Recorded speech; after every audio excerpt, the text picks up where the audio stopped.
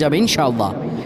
কেউ যদি সোমবার বরকতপূর্ণ রাত, এই সোমবারে আমার রাসূলুল্লাহ দুনিয়াতে এসেছিলেন, সপ্তাহে রোজা রাখারও সওয়াব আছে এই দিনে।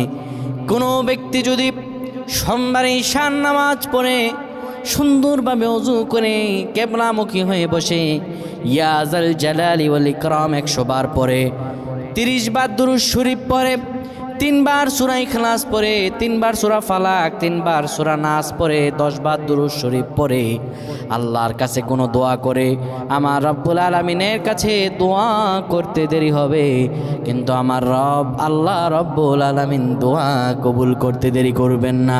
আমার আল্লাহর কাছে যদি চান, আপনি ঋণ থাকেন, আপনি খারাপ অবস্থায় থাকেন, যত বিপদ আপদে থাকেন, আমার আল্লাহর কাছে যদি কোনো কিছু চান, আমার রব্বুল আলামিন সাথে সাথে দিয়ে দিবে।